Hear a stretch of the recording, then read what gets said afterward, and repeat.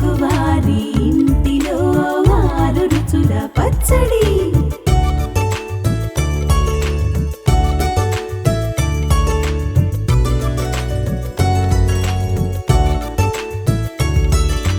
తెల్లవారుజామున కొత్తగా ఊరు మెరిసింది, ఆరు రుచుల ఆనందం పండుగతో కలిసింది.